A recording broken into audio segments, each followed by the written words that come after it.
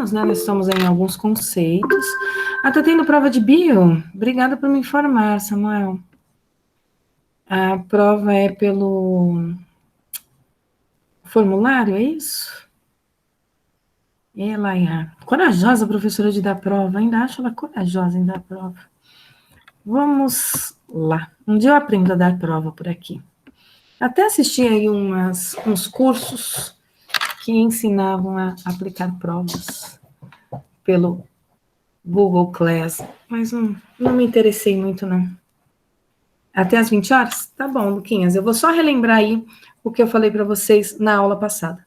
Então, na aula passada, eu cheguei a falar para vocês de um recipiente que continha um gás aqui dentro, e aí eu falei da força que esse gás exercia nas paredes do recipiente, e defini uma expressão para pressão, que era 1/3 de massa vezes velocidade ao quadrado sobre volume, ok?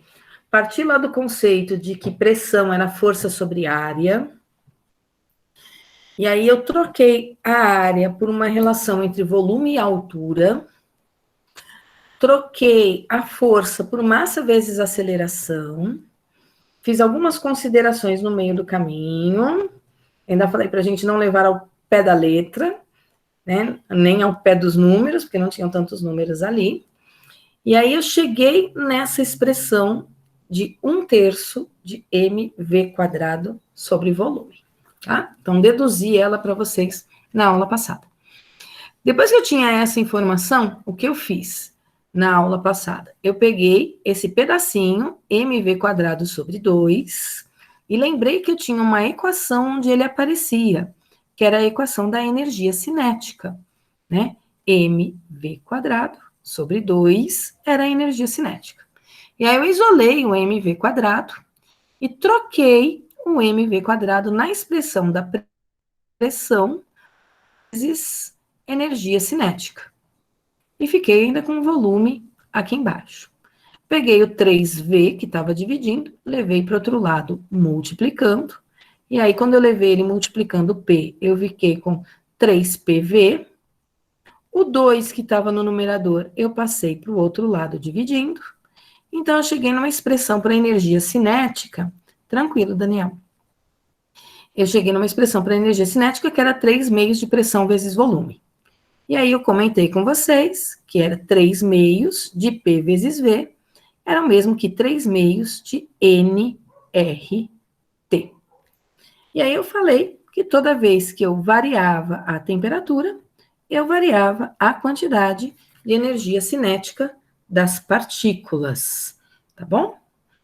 Ah, mas não é cara dura não, viu, Abner? Eu vou dizer para vocês assim, ele foi honesto, ele disse que ele estava colando na prova de biologia, né? Eu não duvido, essas provas online aí, elas não avaliam o conhecimento de vocês, não, elas avaliam a habilidade que vocês têm de pesquisar, né? Eu ainda acho que as avaliações devem ser repensadas, muito repensadas, não só agora na pandemia, quanto no nosso retorno presencial. A gente tem que repensar conteúdos, a gente tem que repensar avaliações, isso tudo tem que ser muito bem repensado. Está tudo ultrapassado, na minha opinião, né?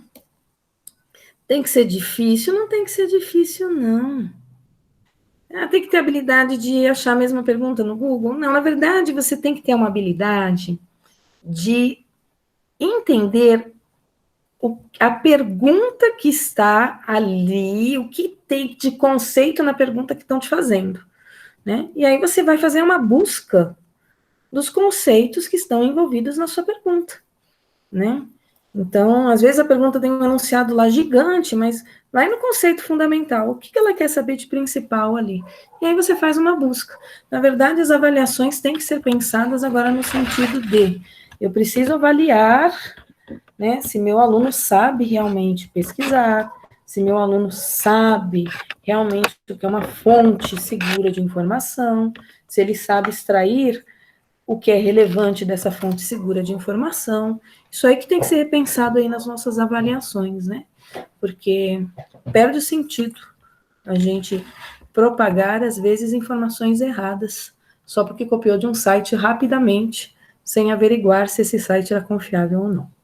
Então, vamos lá. Eu não vou reformular o sistema não, sabe, Daniel? Mas eu vou reformular muito as minhas aulas para o ano que vem e as minhas avaliações. Você pode ter certeza disso. É uma pena que vocês não vão estar comigo o ano que vem, mas eu vou repensar muito esses conteúdos todos que eu trabalho e vou repensar muito a minha maneira de avaliar. Provas já não fazem mais sentido, pelo menos para mim não fazem mais sentido. Tá? Então, vamos ali continuar. Opa, desculpa, eu esqueci de tirar o som do meu celular para variar, né? Vamos lá. Então, nós paramos aqui na aula passada, certo? Energia cinética era 3 meios de NR delta T. Então, eu relaciono a energia das partículas com a temperatura, ok? Então, o que eu vou fazer com vocês na aula de hoje? Eu vou pensar agora num outro conceito físico para poder falar das leis da termodinâmica. Então, eu compartilhei, acho que com vocês, na aula passada, lá dos meus PowerPoints, eu acho que eu compartilhei, peraí, deixa eu fechar aqui, fluxo de calor, eu já dei aula disso. Acho que eu estava na primeira lei da termodinâmica com vocês na aula passada. PowerPoint, primeira lei da termodinâmica. Estava aqui, ó. Não exatamente nesse slide, que esse slide já tem muita informação. Então, eu falei para vocês que eu precisava de 2 conceitos na aula passada. Um deles era o conceito de pressão, que eu precisava escrever o conceito de pressão de uma maneira diferente. Então, além daquele conceito de mecânica, força sobre área, eu preciso de um conceito de pressão que envolva as grandezas físicas quando eu trabalho com gás. Tá?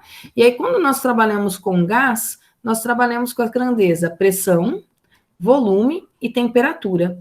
Então, eu tinha que buscar uma maneira de escrever a energia cinética, né, o conceito de pressão, envolvendo energia cinética, envolvendo outras grandezas físicas que a gente também conhece.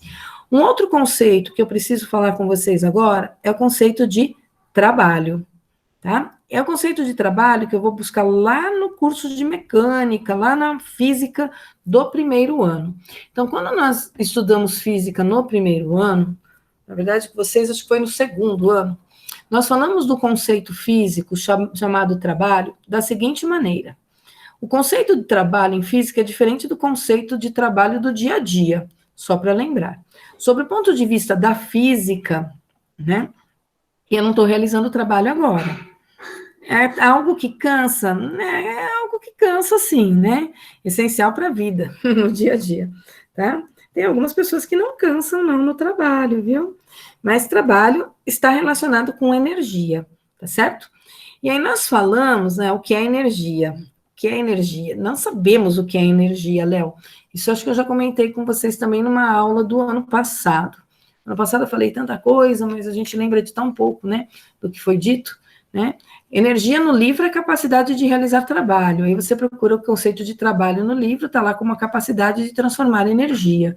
E aí você não sai disso, né? Energia que você tem que pagar para a CPFL, mais ou menos, viu, Daniel? Na verdade, o que você paga para a CPFL não é a energia, não, né?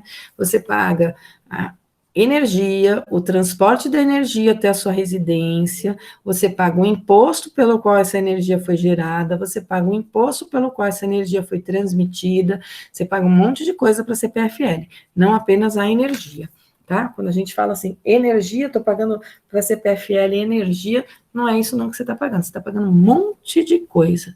De energia mesmo você está pagando quase nada na sua conta, tá? Apesar que a energia está bem cara, o cálculo da energia elétrica está bem caro atualmente. Então, fisicamente falando, o que é o conceito de trabalho, tá? Para um físico, o conceito de trabalho está relacionado ao fato de você ter uma força que está produzindo um deslocamento.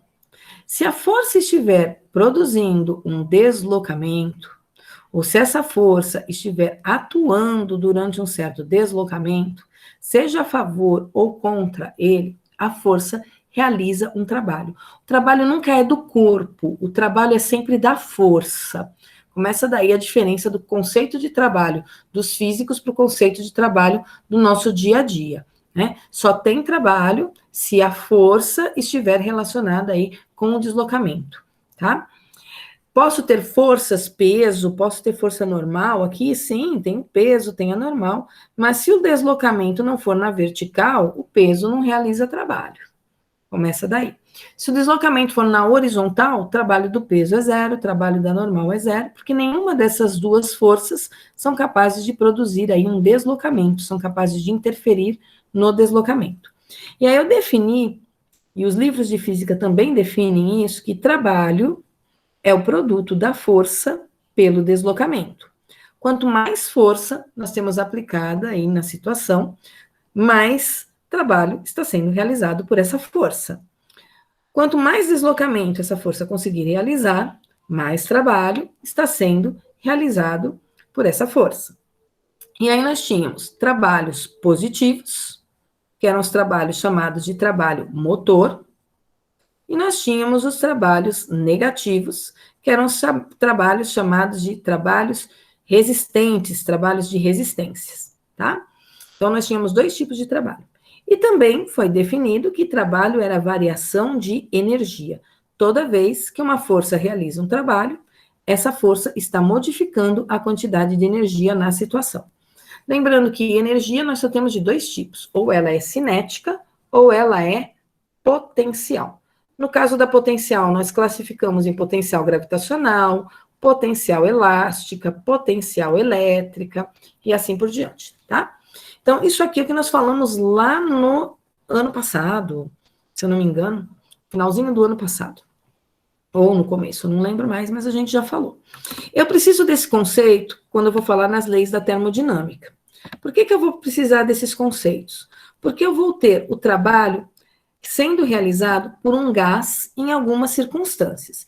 Então, imaginem vocês que eu tenho um cilindro, tá? E esse meu cilindro, ele tem um pistão aqui em cima. Vocês sabem o que é um pistão?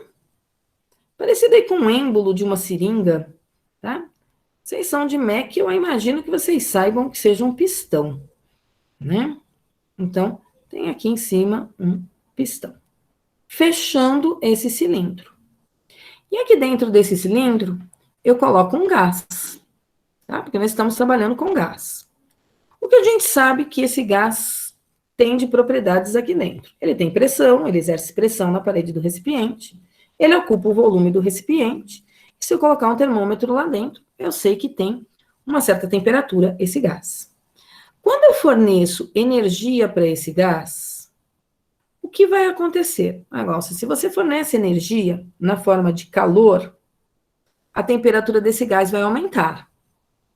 A temperatura desse gás aumentando, o volume dele tende a aumentar.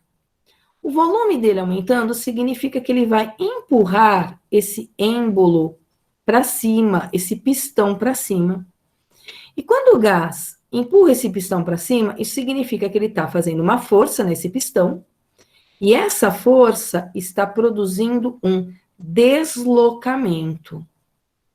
E quando isso acontece, nós dizemos assim, olha, o gás realizou um trabalho. Isso é, a força do gás empurrou esse pistão para cima, empurrou esse êmbolo para cima, produzindo aí um deslocamento. Portanto, esse gás realizou um trabalho. Como é que eu posso calcular o trabalho realizado aí por esse gás, né? Se eu pensar que trabalho é força vezes deslocamento, eu ainda posso pensar que eu quero escrever isso aqui não em função de F e nem em função de ΔS. Eu quero escrever em função dessas grandezas que eu conheço agora para o gás. Pressão, volume e temperatura. Eu não trabalho com força quando eu penso em gás. Eu trabalho com nRT, eu trabalho com P, V, com essas grandezas. Então, tenho que sumir com essa força e tenho que sumir com esse deslocamento. E tenho que fazer aparecer o conceito de pressão, volume ou temperatura, um desses. Então, vou partir do conceito de que pressão é força sobre área. Se a pressão é a força que o gás aplica nessa área desse êmbolo, eu posso dizer, então, que a força é a pressão vezes a área.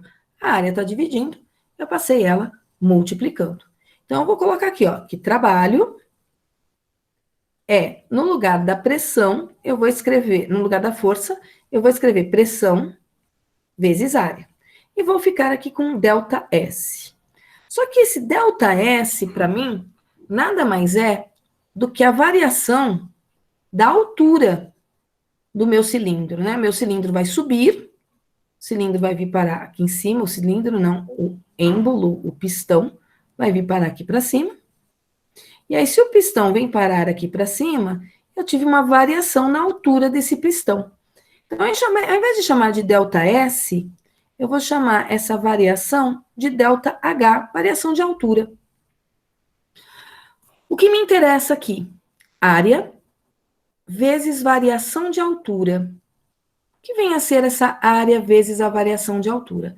Se o meu cilindro tinha um pistão aqui, ó, e agora o mesmo cilindro tem um pistão aqui em cima, quando eu comparo os dois, eu tenho essa variação aqui, ó. Que eu posso pensar assim, tinha um volume final, isso aqui, e eu tenho aqui um volume inicial. Variou o volume, sofreu uma variação de volume.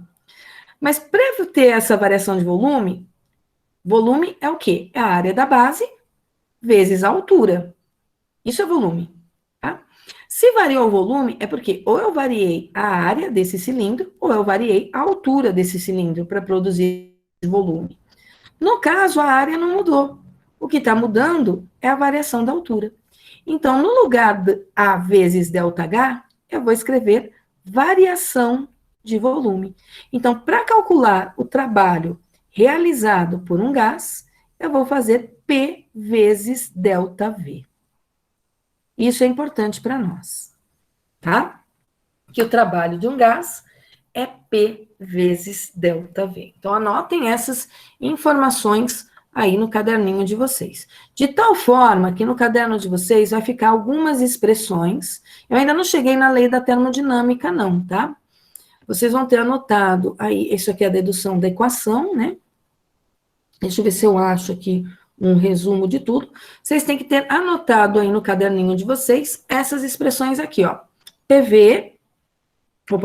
é 1/3 de M, V quadrado, sobre V maiúsculo de volume, energia cinética igual a 3/2 de nRT, tá?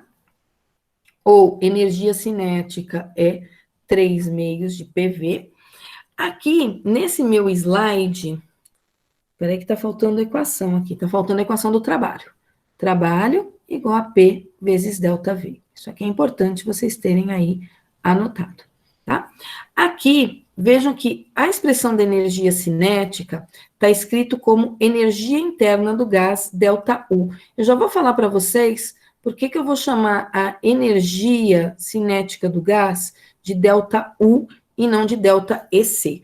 Já vou explicar para vocês, tá bom? Então, vejam se no caderno de vocês tem essa expressão aqui, ó. Pressão, energia cinética e agora o conceito de trabalho. Eu preciso que tenha isso anotadinho no caderno, tá? Prosseguindo aqui conceitualmente. Imaginem que eu tenho a seguinte situação. Eu tenho um recipiente. Esse recipiente eu tampei com êmbolo, com um pistão, com qualquer coisa do gênero, tá? E eu forneço calor. Vamos supor que a quantidade de calor que eu forneci seja de 50 joules. Forneci um pouquinho de calor aí, 50 joules. O que vai acontecer com o gás que está aqui dentro? Você vai elevar a temperatura e esse gás vai expandir, empurrando o pistão para cima. Então, vamos supor que tenha tido uma elevação de temperatura, sim, e que esse gás tenha empurrado o pistão para cima. Porém, eu digo para vocês o seguinte: ao empurrar o pistão para cima, o gás realizou um trabalho positivo, né? Expandiu. Só que ele realizou um trabalho de 30 joules. Tem alguma coisa aí estranha na situação. Eu forneci 50 joules para o gás. E na expansão, ele não realizou um trabalho de 50 joules. Ele realizou um trabalho de 30 joules.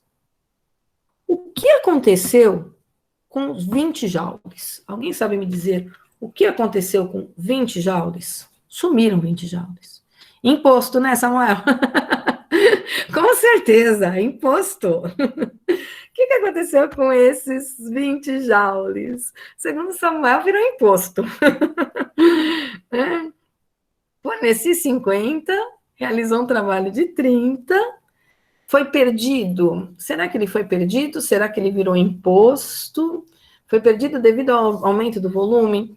Não, Lucas. O que a gente vai observar que acontece é o seguinte: o gás não saiu daí, né? O gás está preso aí dentro. Se eu forneci 50 joules e 30 joules foi realizado o trabalho, foi mandado aí para fora, 20 joules ficou aqui dentro. De alguma maneira, 20 joules está lá dentro. Como é que esses 20 joules estão lá dentro? Estão lá dentro na forma de energia cinética, porque a temperatura aumentou. Se eu fornecesse 50 joules de energia para um gás, e o gás empurrasse esse êmbolo para cima, realizando um trabalho de 30 joules, tudo que eu forneci virou trabalho. Olha que beleza. Então, a temperatura desse gás não variou. Eu não tenho variação de energia cinética. Variou a energia cinética enquanto ele estava empurrando, ele realizou o trabalho e a energia cinética ficou na mesma. Então, o que a gente vai dizer? A gente vai dizer o seguinte, olha, 50 joules que foi dado, se 30 virou trabalho, 20 ficou com o gás, que é o que nós chamamos de energia interna. Ficou aqui dentro, ó. Virou energia interna, tá? E essa energia interna, ela está nas partículas, então ela é energia cinética, ela é 3 meios de nRT. A primeira lei da termodinâmica, tanto a primeira como a segunda lei da termodinâmica, ela nada mais é do que uma lei de conservação de energia. E o que diz essa lei de conservação de energia? A energia sempre se conserva, ela pode mudar de forma, mas a quantidade de energia sempre se conserva. Então, toda a quantidade de energia que eu forneci na forma de calor, uma parte vira trabalho e uma parte vira energia interna, que eu poderia escrever como ΔEC. A maior parte dos livros de física escreve como ΔU, porque chama isso de energia interna. Eu vou deixar a critério de vocês, se vocês querem chamar de ΔU ou vocês querem chamar de ΔEC. Vai ficar a critério realmente de vocês, porque para mim não faz diferença, tá? Eu tenho o hábito de escrever ΔEC. Isso é um hábito meu. Variação de energia interna do gás é uma variação na forma de energia cinética, tá? É uma lei de conservação de energia? Sim. Se eu tenho 50 joules de energia sendo fornecida, eu tenho 50 joules de energia no final aí no meu processo. Uma parte na forma de trabalho e uma parte na forma de energia interna. É disso que eu estou falando. Conservação de energia. Essa é a primeira lei, tá? E aí, quando eu penso nessa primeira lei, eu posso pensar em várias situações, né, dela estar acontecendo ou não. Eu posso ter uma transformação isobárica, eu posso ter uma transformação isotérmica, e aí vai surgir todos aqueles nomes lá da química que a gente conhece. Quando eu escrevi o conceito de trabalho, deixa eu voltar aqui para minha lousinha, tá? Eu só queria aumentar ela, não queria sumir com ela. Quando eu escrevi o conceito de trabalho, eu escrevi como sendo P vezes ΔV. Eu não escrevi como sendo ΔP vezes V, ok? Isso aqui eu não escrevi, tá? O que significa que essa expressão aqui, ela só vai poder ser usada com pressão constante. Ah, e se a pressão não for constante, Gláucia? Como é que a gente vai calcular o trabalho numa situação que a pressão não for constante? Eu vou precisar de um gráfico de pressão e volume. Se eu tiver um gráfico de pressão e volume, e a pressão for constante, Isso significa que eu estou falando de uma transformação isobárica, tá? Pressão constante é isobárica. Se eu tenho um gráfico de pressão por volume, pressão constante, eu vou olhar para esse gráfico e vou pensar na área entre a minha reta e o meu eixo do V. Não tem inclinação, então eu não posso interpretar a inclinação de reta. Então, eu vou interpretar a área. Como é que eu calcularia a área dessa figura? A área dessa figura seria a base vezes a altura. Mas quem é a base? A base, para mim, é a variação do volume. Isso é a base. E a altura corresponde ao valor da pressão, que é constante. Então, sempre que eu tiver um gráfico de pressão por volume, pressão constante, eu calcular a área, eu descobri o trabalho.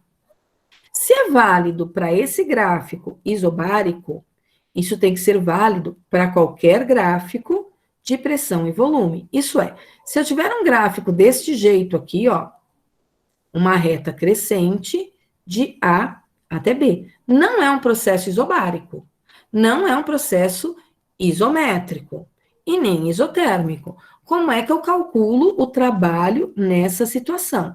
Eu calculo o trabalho nessa situação calculando a área desse gráfico.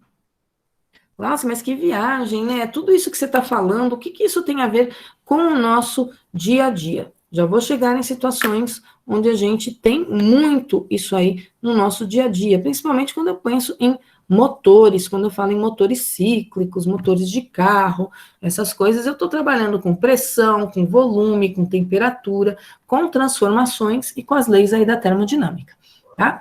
Então, anotem aí, essa expressão P delta V, ela só é válida no caso de pressão constante. Se a pressão não for constante, ok? Se a pressão estiver variando, eu vou calcular o trabalho como sendo a área do gráfico. Qual gráfico? O gráfico de pressão por volume. Unidade do trabalho é joules. Para que ele saia em joules, fiquem atentos. O volume tem que estar em metros cúbicos e a pressão tem que estar em newton por metro quadrado. Senão, meu resultado não sai em joules, e aí eu erro, às vezes, o exercício por simplesmente não converter unidade de medida.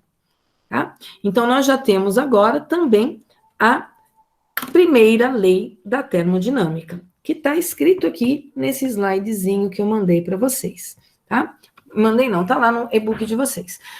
Troca o ΔU por ΔEC, ok? Então, a energia interna de um gás nada mais é do que a diferença entre a quantidade de calor que eu forneci e o trabalho que esse gás realizou. Isso é a primeira lei aí da termodinâmica. E aí tem algumas outras observações que eu pus aqui para vocês que é importante a gente saber, tá? Então, além das expressões, aqui ele está escrito como ΔU, mas eu chamei de ΔEC, energia cinética, uma transformação isotérmica. O que seria uma transformação isotérmica? Que não tem mudança de temperatura. Então, se eu pensar numa transformação isotérmica, onde a temperatura é constante, o que acontece com a energia cinética de um gás? A variação da energia cinética, ela é 3 meios de nR ΔT. Se eu não tenho ΔT, eu não tenho variação de energia cinética. Portanto, se eu pensar na primeira lei da termodinâmica, o que eu sei da primeira lei da termodinâmica? Que eu forneço calor, uma parte vira trabalho e outra parte vira energia interna, energia cinética. Tá, se não tem variação de temperatura, não tem variação de energia cinética, portanto, todo o calor que eu forneci virou trabalho. Tá? Se não variou energia cinética, é porque não variou temperatura. Forneci 50 joules de calor, 50 joules virou trabalho. O que acontece numa transformação isométrica, que para nós é importante a gente saber, ó. Na transformação isométrica, eu não tenho variação do volume. Se eu não tenho variação do volume, eu não tenho trabalho sendo realizado. Por quê? Porque o gás não expandiu. Eu forneci calor, mas o volume do recipiente não mudou, eu não deixei ele empurrar o pistão para cima, portanto, todo o calor que eu forneci virou energia interna do gás. Serviu apenas para aquecer ele e mudar a temperatura dele, tá? No caso da transformação isobárica, que é pressão constante, aí o que vai acontecer? Se a pressão for constante, eu tenho trabalho sendo realizado, tá? E esse trabalho pode ser um trabalho positivo, pode ser um trabalho negativo, vai depender se o volume estiver aumentando e se o volume estiver diminuindo, tá? Então, na transformação isobárica, eu não tenho nada aí para destacar dela, porque pode ter variação de volume, eu posso ter variação de temperatura, tá? Então, é a única que eu não estou dando nenhum destaque em relação a algo ser zero. A transformação adiabática, eu comentei com vocês que ela existia, que era aquela transformação na qual o gás não estava trocando energia com o meio externo, então estava variando tudo, pressão, volume e temperatura, né? Quando foi que eu falei disso? Eu falei disso quando eu peguei um recipiente e disse para vocês o seguinte, esse recipiente tem um gás, pressão P, volume V, temperatura T. Aí eu empurro esse gás para baixo. Com uma força, empurra esse gás para baixo. O que acontece quando eu empurro esse gás para baixo? Automaticamente, o volume diminui, a pressão aumenta e a temperatura aumenta também, tá? Para a temperatura ficar constante, eu preciso que esse gás perca energia térmica, perca calor. Se ele não perder calor, está variando tudo se ele não perder calor. É porque o meu sistema está isolado. Se meu sistema está isolado, quando eu empurrei para baixo, mudou pressão, mudou volume, mudou temperatura. E é um processo adiabático porque eu não deixo ele perder calor para o meio externo. Então, se ele não está perdendo calor para o meio externo, toda a energia que eu forneci na forma de trabalho elevou a temperatura, portanto, virou energia cinética. Tá, mas se ao invés de empurrar para baixo, você tivesse puxado para cima, o volume aumentaria, a pressão diminuiria, a temperatura também. Mas para isso aqui não variar a temperatura, tem que trocar calor com o meio externo. Tá? Para ser isotérmico, eu tenho que trocar calor com o meio externo. Isobárica, isotérmica e isométrica precisa trocar calor com o meio externo. A adiabática era a única que não trocava calor com o meio externo. Portanto, todo o trabalho realizado vira energia interna. Tá?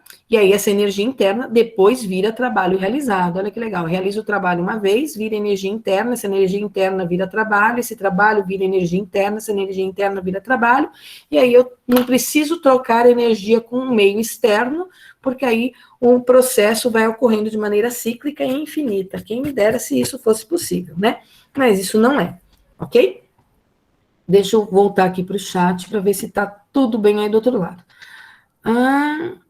Vamos lá. Transformação isométrica acontece em chuveiros a gás ou não? Eu não sei como funciona um chuveiro a gás para te dar essa resposta. Laurinha, vou pedir socorro aí para o estagiário. Você sabe como funciona um chuveiro a gás, Laura? Olha, eu sei que o chuveiro a gás, ele é... Vixe. Hora de brilhar. Eu nunca vi um chuveiro a gás. Aqui em casa tudo tem que tocar na tomada. Aqui em casa também é tudo ligado na tomada. Eu vou dar uma pesquisada aqui aí. Dá uma olhadinha aí, porque, sinceramente, Letícia, eu não faço ideia. Para mim, tem o aquecimento da água aí, através de alguma chama, tipo um fogão a gás, que está só esquentando a água que é pressionada e levada para o chuveiro. Eu acho que não tem uma transformação isométrica. Sinceramente, eu acho que não. Eu não sei. Para mim, o aquecimento a gás, ele não é nem tão popular e atualmente nem viável. Professora, acabei de ver aqui que é exatamente isso que você falou, viu? É a questão de espalhar o calor. Assim, o gás é o que vai ser, assim, vai fazer, né, a combustão para esquentar a água. Não seria por transformação isométrica. Não, não é, né? É só um processo de aquecimento da água. É aquecimento por combustão, igual um fogão a gás. Sim, igual fogão. Eu imaginei que fosse assim, eu imaginei que não fosse algo assim tão diferente, né? Porque a energia solar, ela é um pouquinho diferente da energia elétrica, né? Porque você está convertendo a energia solar em energia elétrica. Aqui você está só esquentando água. Esquentando a água e mandando para o chuveiro. Não sei se é conveniente. Você tem chuveiro a gás na sua casa, Letícia? Só responde para mim, só para eu saber uma coisa, não, porque com o preço que está o gás, eu não sei se é viável ter um chuveiro a gás em casa. Tudo bem que a energia elétrica está cara, mas o gás também está muito caro. Então, eu não sei até que ponto é conveniente um aquecimento a gás, não. Tá certo? Tudo bem até aqui, pessoal? Meio perdidos aí nas situações, tá? Então, essa é a primeira lei da termodinâmica. Agora, imaginem o seguinte, depois eu vou providenciar um videozinho para vocês, falando do funcionamento aí do motor do carro. Eu preciso achar. Eu tinha um que o Alan me mandou, e agora eu não sei onde está.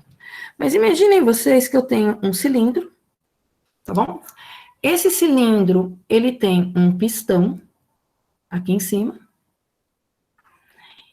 Aqui dentro eu vou fazer entrar gás. De que maneira eu faço entrar gás nesse cilindro? Eu faço entrar gás nesse cilindro através de válvulas. Então, eu vou colocar aqui uma válvula de um lado, eu vou colocar aqui uma válvula do outro lado. E essas válvulas, elas vão ter um sistema de abertura, tá? Para entrada e saída do combustível. Então, imaginem vocês que eu tenho um cilindro aqui. Do lado, eu tenho uma válvula, que eu vou chamar de válvula de admissão. E do outro lado, eu tenho uma válvula, que eu vou chamar de válvula de escape. Quando a válvula de admissão ela está aberta, o que acontece? Entra o gás. Só um minutinho, gente. Entra um gás aqui dentro, tá? Nos carros, isso entra por um sistema de injeção eletrônica, ok? Uma determinada quantidade de gás entra aí dentro. Quando esse gás entra aqui dentro, só o fato dele entrar já faz com que esse pistão vá um pouquinho para cima. E aí eu tenho um processo no motor que nós chamamos de admissão do combustível, tá? Isso é, o gás entra, ao entrar, esse pistão sobe. O que significa que o gás está realizando um trabalho, ok? Empurrando o êmbolo para cima. A válvula de admissão fecha. E aí vem um outro passo nessa minha situação.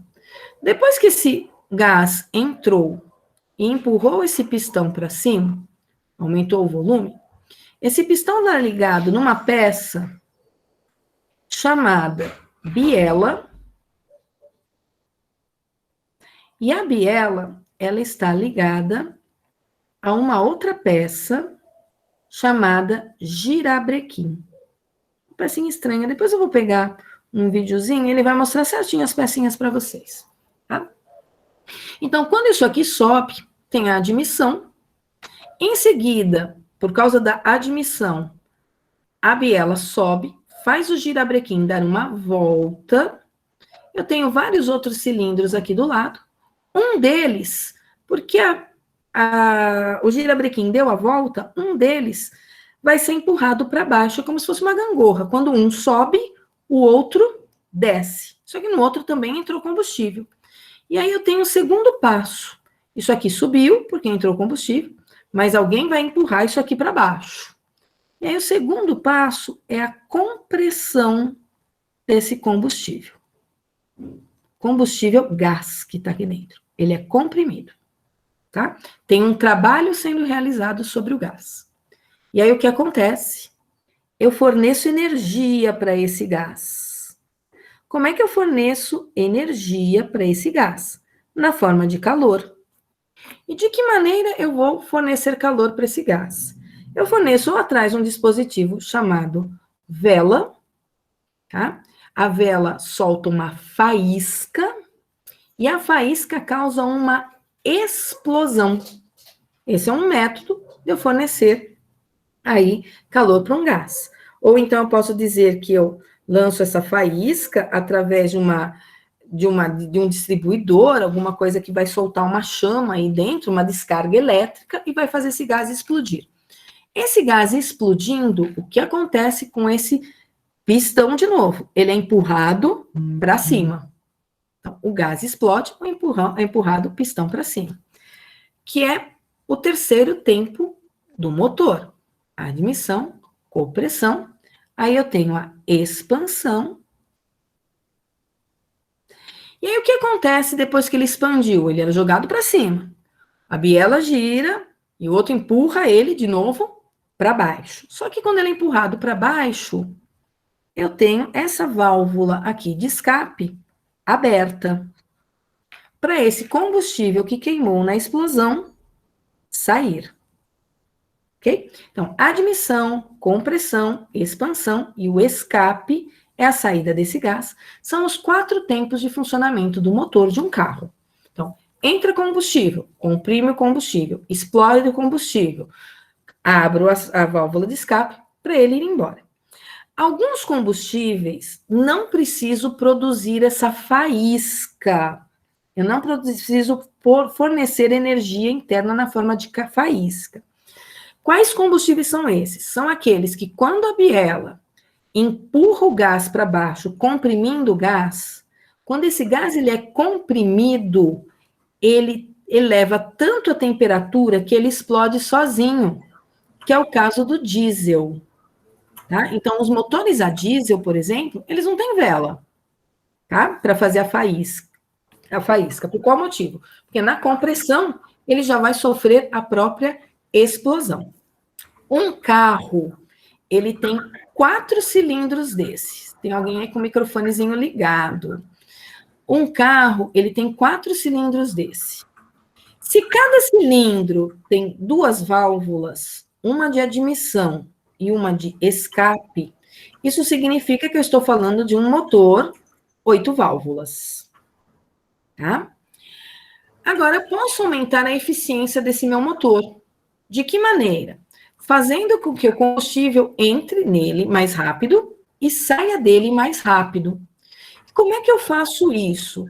Eu posso fazer isso aumentando o número de válvulas. Isso é, ao invés de eu ter uma válvula de admissão, eu coloco 2 válvulas de admissão.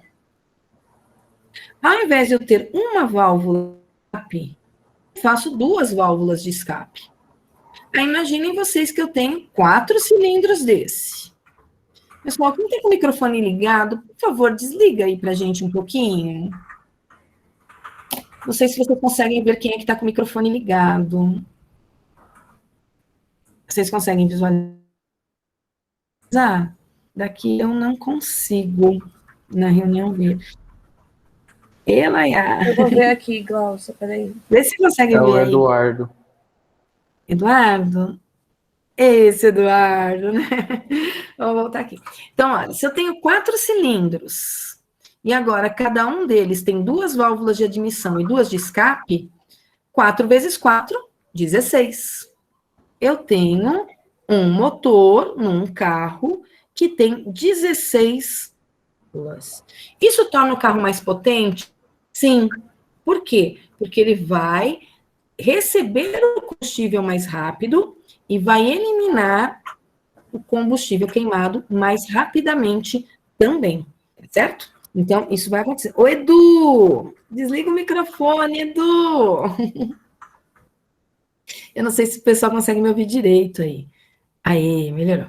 Tá? Então, eu tenho aí um carro de 16 válvulas. Aí, em relação ao tamanho desses cilindros, faz diferença? Faz. Tanto que vocês têm carros que são 1.0, vocês têm carros que são 1.8, tem carro que é 2.0, tem carro que é 2.6. Esses pontos aqui estão relacionados com o diâmetro, com o tamanho do cilindro do carro. Ah, eu quero um carro econômico, então eu quero um carro com cilindro pequeno, um cilindro de 1.0.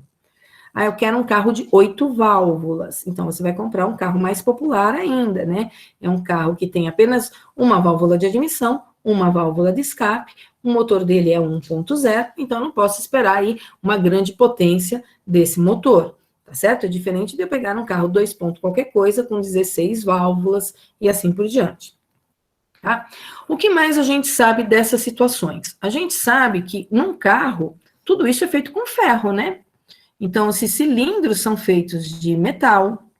Nós sabemos que o êmbolo que está aqui é feito de metal.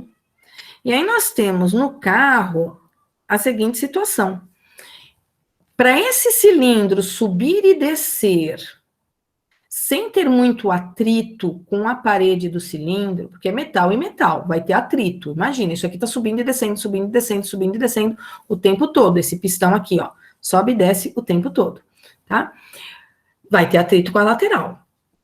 E atrito gera calor. Então, eu já tenho o calor do gás. Eu vou ter o calor aqui do cilindro subindo e descendo. Para diminuir o atrito, tem um recipiente onde nós colocamos o óleo do motor do carro.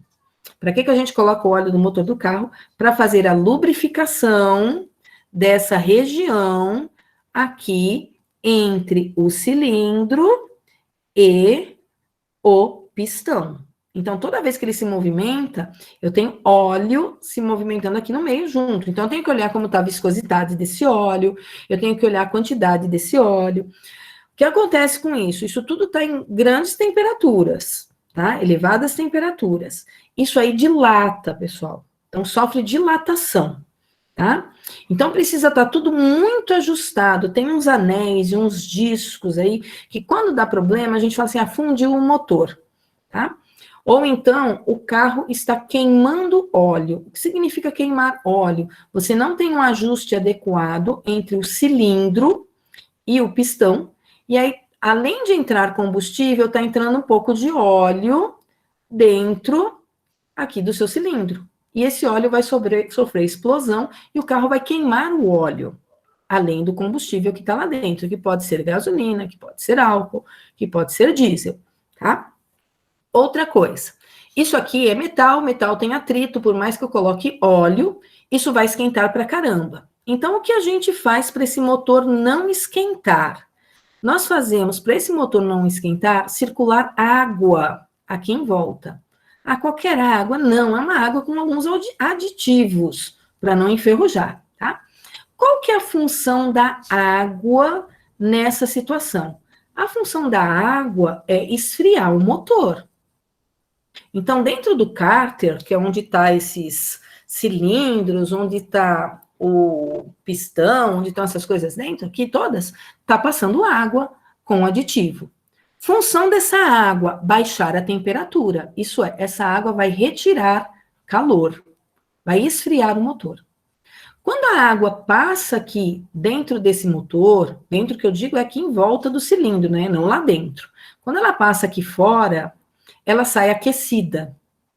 E aí ela vai por tubos e mangueiras para uma peça lá na frente do carro chamada radiador. Não sei se vocês já ouviram falar no radiador, mas num carro ele está bem lá na frente. Então, se eu pensar que eu tenho aqui um carro, aqui na frente dele fica esse tal de radiador. Por que o radiador está bem aí na frente? Porque o carro em movimento, a água quente vem aqui para frente, né?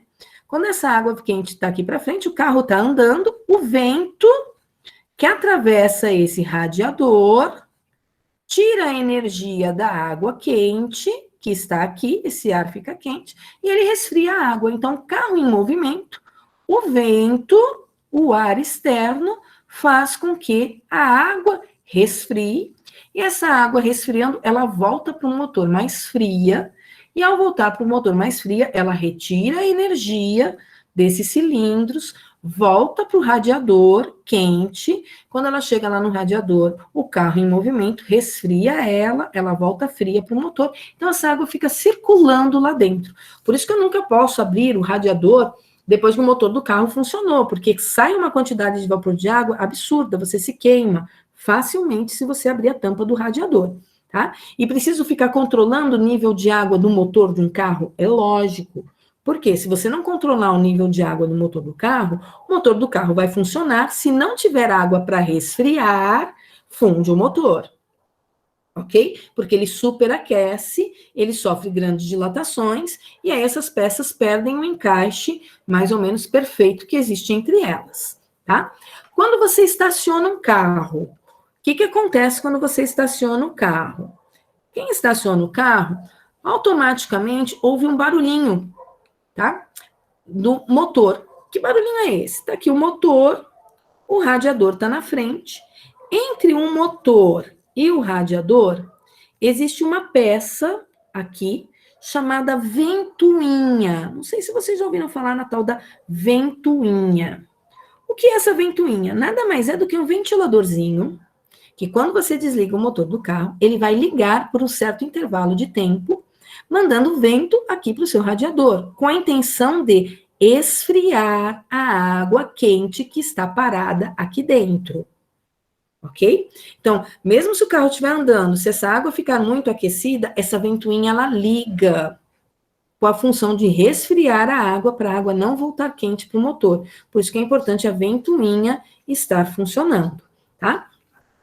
A vela, ela funciona por um sistema de distribuição, né? Então, quando eu dou a ignição ali no carro, eu tenho um sinal elétrico que vai da bateria para o distribuidor, e do distribuidor, ele vai para cada uma das velas, soltando faíscas ali alternadamente, de acordo com o movimento ali do girabrequim. Isso tudo, gente, é termodinâmica. Tá? Eu não posso deixar o motor do meu carro superaquecer. E aí eu uso água. E aí eu vou aproveitar essa situação para falar da segunda lei da termodinâmica, tá? O que me diz a segunda lei da termodinâmica? A primeira lei da termodinâmica, ela me diz assim, ó. Toda vez que eu forneço energia para um motor, que eu forneço energia para um gás, eu estou fornecendo calor, uma chama, uma faísca, tá? E aí, esse meu gás realiza um trabalho e uma parte vira energia interna, ou energia cinética, não sei como vocês querem chamar. Tá? Uma parte vira energia interna. Só que se eu deixar sempre uma parte virar energia cinética, quer dizer, eu forneço 50 joules, ele realiza um trabalho de 30, e fica interno lá no meu motor 20 joules. Aí eu forneço 50 joules de novo, realiza um trabalho de 30, volto a ter mais 20 joules armazenado de energia interna. Forneço mais 50. Realiza o teu trabalho de 30. Fica mais 20 joules de energia interna. O que vai acontecer nessa situação? A quantidade de energia interna armazenada, olha, ela fica muito grande. O que eu preciso fazer para não ficar com tanta energia interna, não ficar com uma temperatura tão grande? Eu preciso resfriar isso. Eu preciso que esse calor interno seja liberado para algum lugar. Para onde é que ele é liberado, por exemplo, no motor do carro? Ele é liberado para a água. Então, a segunda lei da termodinâmica, ela me diz o seguinte: eu forneço energia através de uma fonte quente, uma chama, alguma coisa do gênero. Dessa energia que eu forneci, uma parte tem que virar trabalho. O ideal é que uma grande parte vire trabalho, é isso que a gente quer, né? Forneci 50 joules, se 49 virar trabalho, olha que beleza, né? Mas eu forneci calor da fonte quente, uma parte virou trabalho, e a outra parte, para não virar energia interna, ela tem que ser liberada para uma fonte fria. No caso do carro, é a água. Então, eu forneço 50 joules para o motor, 30 virou trabalho, 20 foi para a água, que vai ser resfriada pelo ambiente, e daí por diante. Eu tinha 50 antes, eu tenho 50 depois. Eu tinha 50 antes, na primeira lei, eu tenho 50 depois. Diferença da primeira para a segunda lei. Na primeira lei, uma parte da energia fica interna, armazenada no meu sistema. Na segunda lei, uma parte vai ser liberada para um meio externo. Então, existe uma diferença aqui de energia entre o que eu forneci o que foi liberado para o meio externo, e essa diferença de energia entre o que eu forneci e o que foi liberado para o meio externo é o que nós chamamos de trabalho, tá? Tudo bem até aqui? Compreensível? Confuso? Tranquilo? Depois eu vou achar um videozinho aí no YouTube, ou eu vou achar o vídeo que o Alan me deu, que o Alan me deu uma vez um vídeo, já faz muito tempo, que mostra todas as partezinhas de um motor, tá? E aí ele vai juntando as partezinhas para montar o motor, e em seguida ele fala como que é o funcionamento do motor. Mas eu tenho na minha família, o meu tio já falecido, ele era mecânico, né? Então, ele me ensinou muita coisa sobre motor de carro. Inclusive, eu sabia trocar peças, essas coisas, porque meu tio tinha me ensinado a fazer essas coisas, tá? Então, mais ou menos por conta disso, hoje em dia os carros estão bem diferentes dos carros de antigamente. Hoje em dia já não é mais tão fácil assim trocar a vela de um carro igual era antigamente, né? Deixa eu ir para os diagramas. Só vou pedir para o meu filho pegar meu cachorrinho aqui, senão ele vai ficar latindo. Guilherme, você pega o João, por favor, e leva ele lá para o quarto com você? Porque... Como assim, Lucas? 3 meses de oficina? Se você ver um videozinho explicando isso no YouTube, você vai ver que é bem legal, Lucas. O funcionamento do motor, ele é muito, muito, muito legal, principalmente o funcionamento de motor de carro. Eu gostaria de fazer um curso numa oficina que ensinasse. No quarto, filho, por favor. Para o quarto, estudar. Fica com o cachorrinho lá, por favor. Então, vamos lá, gente. Vamos continuar aqui. Eu preciso falar ainda para vocês de diagramas termodinâmicos. Deixa eu achar aqui diagramas termodinâmicos, tá? O que vem a ser esses diagramas termodinâmicos? Então, aqui estão todas as equações que eu preciso, tá? E aqui alguns gráficos.